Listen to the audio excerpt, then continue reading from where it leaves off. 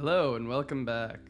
Now that you're here, we can begin the discussion for the spoilers of Jujutsu Kaisen Chapter 263. This was certainly one of the most action-packed chapters we've had recently, as the tensions mount to a whole new level, and it finally seems like the King of Curses has reached his limit. Without wasting any more time, let's get into it. The chapter begins with my suspicions from the last chapter being confirmed, as Yuta's barrier is compromised, causing technique burnout and negating the hollow purple setup from last week. Sukuna emerges from the domain clash with burnt skin, noting that his domain was cancelled at the same time as Yuta's, while he remarks that Yuta isn't used to using hollow purple yet. At this point, Todo and Yuji join Yuta as the three of them spring into action, while Todo encourages Yuta to use as many purples as possible, due to Todo being able to use his technique to ensure it won't hit anyone except for Sukuna. As the narrator confirms that Sukuna is also burnt out from the domain clash, it appears that Yuta shockingly collapses due to Kenjaku's technique burning out. This places our protagonists at a severe disadvantage as Gojo's body has once again been removed from the battlefield.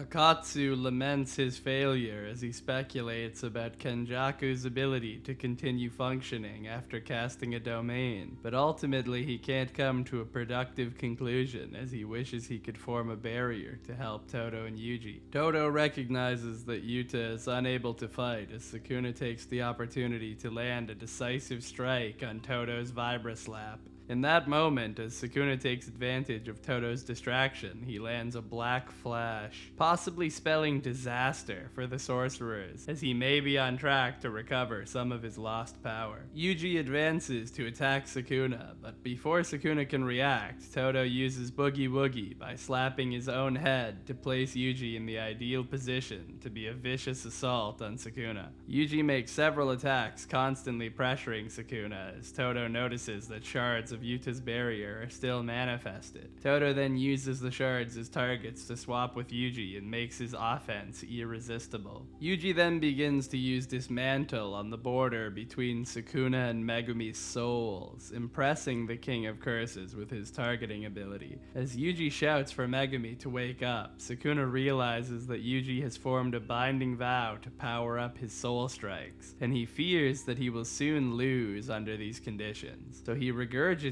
some of his fingers and eats them again to gain a temporary spike in control, similar to how he briefly overpowered Yuji in Shibuya. Yuji's use of the shrine technique seems to be more refined than ever, as he uses it to set up his attack strings on Sukuna, who is still able to dodge mid-air for some reason and evades him, countering with a heavy blow that sends Yuji into a concrete wall and shattering it. Sukuna now has resolved to avoid Yuji's attacks at all costs, considering that his enemies don't have any other major threats left for him. Todo attempts his final clap now that his Vibra Slap is destroyed, which doesn't seem to work, and emboldens Sukuna to finish Yuji off before he claps once more, summoning Hana and Angel, who use a full power Jacob's Ladder that puts Yuta's copy to shame as the beam extends to the heavens and nukes the entire city block, sending debris into the sky. This attack's raw power, combined with its ability to negate the curse of Sukuna's fingers, seemed to be the final gamble to finish Sukuna off once and for all.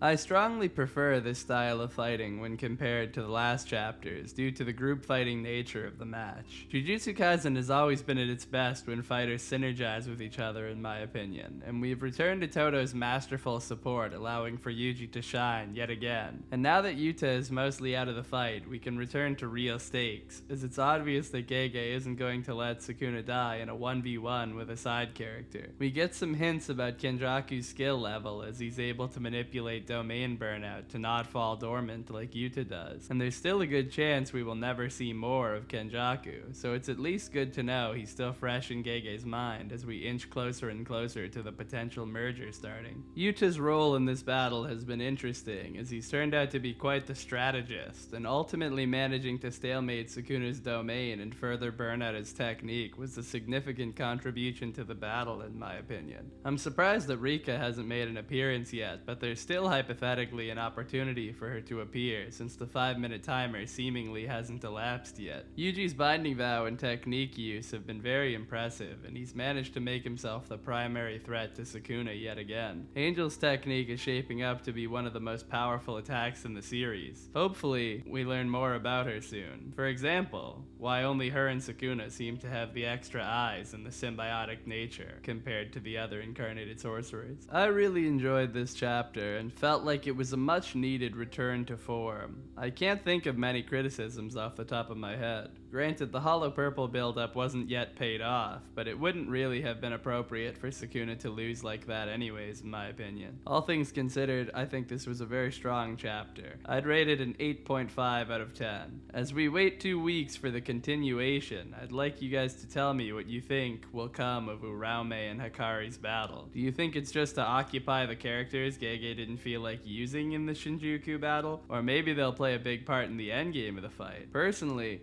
I expect Megumi and Sukuna to be separated soon, and for Uraume to become a vessel, but only time will tell what's in store for the King of Curses and his uncertain fate. Thanks for watching. I hope you enjoyed the video, and drop all your favorite predictions and theories in the comments so I can get a read on the best interpretations of the fight and see how differently we all view these characters and events. But either way, I hope you stay safe and take it easy.